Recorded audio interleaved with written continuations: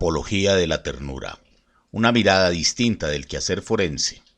Audios tomados del libro del mismo título, escrito por el Dr. Jairo León Orrego Cardona y publicado en el año 2009. Hoy presentamos El día de mi muerte. Cada quien es dueño de su propia muerte. Doctor Juvenal Urbino, en El amor de los tiempos del cólera, Gabriel García Márquez. No era la primera vez que pensaba en suicidarme. El vacío era constante hace ya muchos años. 3 veces lo había intentado sin éxito, lo que aumentaba la sensación de derrota y fracaso. La diferencia ahora surgía del libro que venía escribiendo, en el que intentaba hacer arte de las ciencias forenses. Decidí que la única forma de culminar magistralmente la escritura del libro sería escribiendo mi propia muerte. En ese instante en que de nuevo anhelaba dejar la insensatez en que se ha convertido el mundo de los vivos y que se hilaba en mi cabeza paso a paso el protocolo para morir, vi la oportunidad perfecta para conseguir mi historia. Era una tarde gris, de lluvia, pequeñita, que daba la sensación de haber estado allí desde siempre y que continuaría eternamente. Yo estaba en mi cuartucho, enchapado en madera barata, rodeado de su característico olor a gato y a cigarrillo, viendo llover con el vacío queriendo salirse del pecho de lo grande. No estaba especialmente triste. No necesito estarlo para desear la muerte por encima de la vida que siempre se me ha antojado absurda. Sabía que tenía muchos de los llamados factores de riesgo para cometer suicidio. Hombre soltero de mediana edad, médico, antecedentes de depresión, ideación e intentos suicidas previos, con tendencia al aislamiento y pocas capacidades de adaptación. Era consciente de ello, mas no me importaba hacer parte de las estadísticas. Al menos sería pertenecer a algo, eterno desarraigado como siempre he sido. Simplemente era un buen día para morir. Solo contaba con un matarratas de venta clandestina que sabía era altamente tóxico.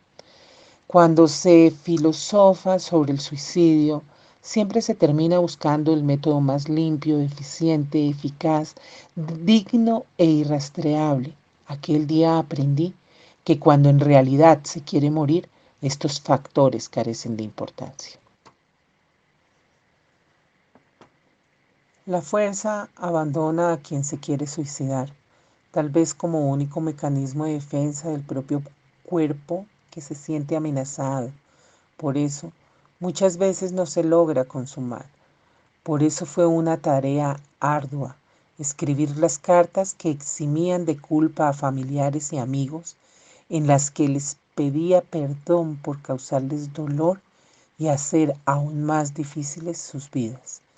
En ellas dejaba constancia de que los 2 pesos que quedaran en mi cuenta, luego de los gastos de traslado del cadáver y de las pompas fúnebres, serían para mi madre, tal vez para pagar el psiquiatra, y que si dejaba a mi gato a una amiga con el dinero para la esterilización o el sacrificio. Luego de esas tareas rutinarias, pensé que Bogotá era un buen lugar para cometer suicidio, excepto por lo que acarrearía el morir lejos de mi ciudad natal. Pensé en mi hermano, en las veces que lo molestaba diciéndole que éramos mellizos, y en ese lazo, más fuerte que el de cualquier par de hermanos, que nos ha unido siempre sin importar cuán diferentes seamos. Un lazo que ahora temía que le hiciera sentir o presentir eso que se avecinaba, que mi muerte acabara con una parte de él. Pensé que sería de mi dulce y consentido peque, que ahora es grande y se comporta como tal en una magnífica actuación de dureza, seriedad y parquedad. Mi hermano menor, la primera persona a quien quise proteger con todas mis fuerzas de este mundo infame, mi primer amigo, mi primer maestro y mi primer verdugo. Por él Volvería atrás mis decisiones si lo supiera en peligro. Por él desistiría de cualquier intento. Por él tuve que dejar de pensar en él. Corría el riesgo de no poder hacer nada. Así que pensé en mis padres, en su sufrimiento inevitable y sus eternas preguntas sobre el por qué. Para ellos el suicidio nunca ha sido una opción y es sinónimo de desequilibrio, de locura. Tampoco para mi mejor amigo ha sido esta una opción, aunque compartía muchos de mis puntos de vista. Él prefiere convertirse en un ser huraño a acabar con su vida. Pensé en dejar solo a este amigo, en si lo sentiría como una traición o comprendería que no podía soportar más la vida con sus lastres y sus nimias recompensas. Pensé en todas las pequeñas cosas que me hacían la vida imposible, en las labores domésticas, en el dinero que nunca es proporcional al cansancio, en lo efímero, por no decir inexistente, del amor, en lo esquivas que son las cosas que se buscan y lo fácil que llegan las que se evitan. Pensé en la diferencia leída alguna vez, no sé en dónde, entre nostalgia y melancolía, en que la primera era añorar lo tenido o lo vivido o a dónde se perteneció. La segunda, en cambio, es el vacío de lo que nunca se tuvo, lo que nunca se vivió, de los lugares que no se visitaron, de no haber pertenecido. Siempre me sentí más melancólico, aunque desde que tengo conciencia he sido un nostálgico irremediable. Recordé aquella foto que me regaló mi padre, aquella foto típica del jardín infantil en que el niño aparece con un lápiz en la mano y unos cubos con números a su lado. Al entregármela mi padre me dijo, nunca he visto a otro niño con una expresión tan triste. No fue triste mi niñez, todo lo contrario, pero yo sí era triste desde entonces. Triste y cansado. Desde siempre me he sentido tan agotado como si dentro de mí habitara un anciano nonagenario. Recordé cuánto envidiaba a El Mono, un joven humilde que conocí en un taller de escritores que trabajaba de sol a sol y aún así vivía siempre feliz y optimista. Deseaba que en aquel entonces tener una centésima parte de su energía vital, pero en otras ocasiones me enfermaba su entusiasmo y su amor por la vida. Pensé luego en mi gato, en que tal vez debería igualmente liberarlo de la inconsciente carga de su vida antes de irme y dejarlo maullando al lado de un cadáver. Me dolió mucho mi gato, más que muchas cosas, como siempre me ha dolido los animales más que muchas otras cosas. Pensé en mi excompañera, cuyo recuerdo había intentado matar en tantas ocasiones, y concluí que mi pasado solo moriría con mi muerte. Me alegré entonces de volverme yo mismo un fantasma en la mente de los que me conocieron y de liberar por fin mi mente de los fantasmas en que se convertían todos aquellos que pasaban por mi vida. Me pregunté si como fantasma podría presenciar mi propia necropsia y supe que por muchas razones la causa, manera y mecanismo de muerte serían muy fáciles de definir. Ese olor de los organofosforados y los carbamatos, las cartas, en fin, formé en mi cabeza la imagen de mi cuerpo desnudo sobre la mesa metálica. Creo que siempre he sido muy visual a pesar de mis búsquedas por explorar todos los sentidos y ahora tal vez ya tarde, la curiosidad por esa imagen se sumó a la de mi cuerpo reposado y sereno en un ataúd.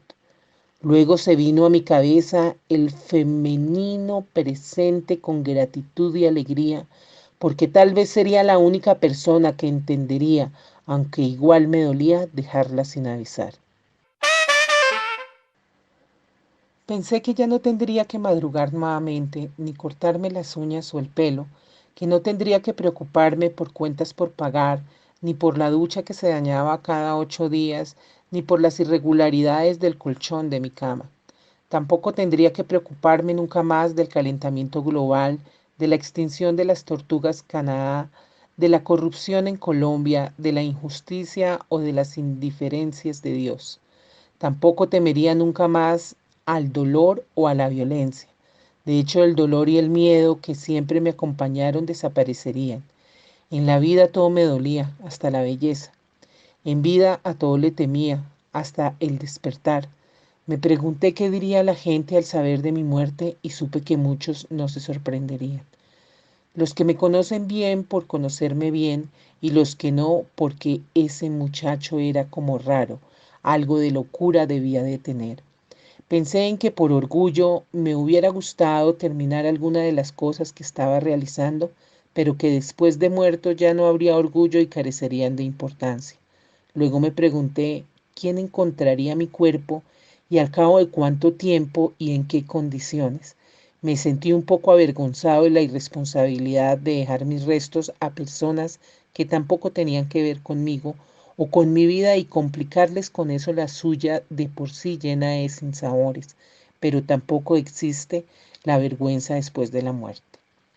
Mientras cavilaba, los ángeles de la guarda que presienten la muerte iniciaron su arremetida para evitar lo inevitable. Primero fue el perro fiel, como llamó a uno de mis ángeles, debía terminar en él para tener nombre de ángel como Gabriel, Rafael o Luzbel. Me habló de las mujeres como de costumbre y me hizo reír. Luego, como si me viera o viéndome, no puedo asegurar que no, me dijo que ese cuarto mío no me convenía, que seguro estaba a oscuras viendo llover y que iba a terminar suicidándome. Pero no lo vas a hacer de una manera convencional, me dijo, como con un disparo en la cabeza o con un matarratas. Y luego con tono de halago, vos sos muy excéntrico. Si te matas, lo haces de una manera rara o poética, como el harakiri con un sable samurái. Pensé que era una buena treta esa de apelar a mi ego, pero que se sentiría muy triste de saber que ese mismo día que hablamos en realidad era el día de mi muerte y que no lo intuyó. Lo mismo sucedió con mi amigo el toxicólogo que me expuso por teléfono con la solemnidad con que hace todo.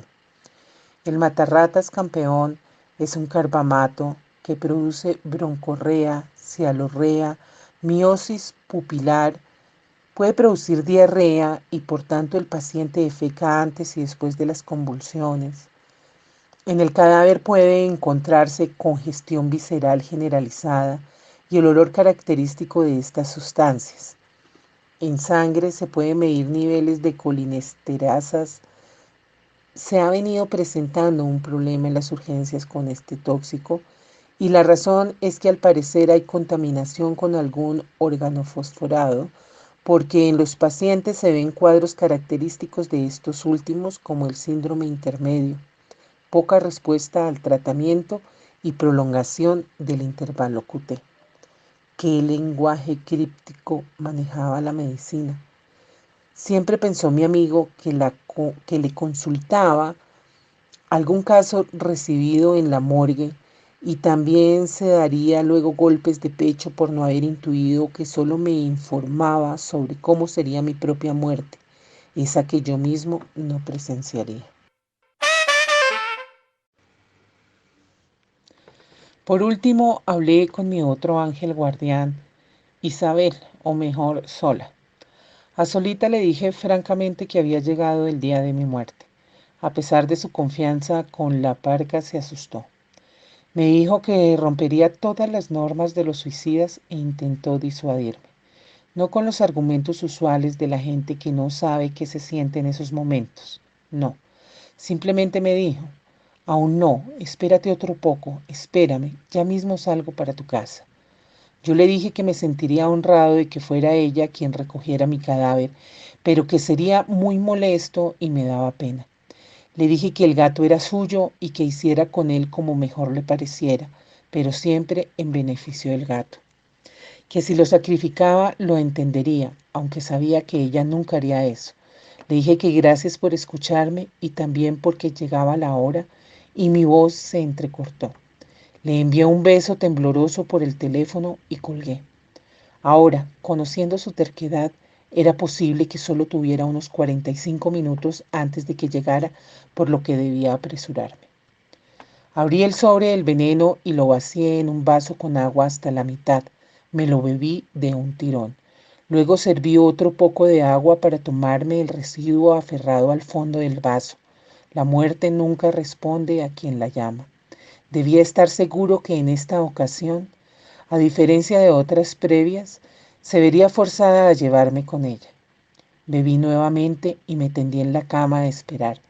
No sentía arrepentimiento ni mi vida pasó por mi cabeza en un segundo como se cuenta. Tampoco vi túneles o luces al fondo de la oscuridad. Simplemente pensaba en cuán cansado me sentía y en que quería descansar un poco. Anhelaba morir esta vez y para siempre. Deseaba intensamente que no hubiera nada del otro lado, solo el final de esta historia. Me preguntaba cómo sería el principio del fin y cómo acabaría.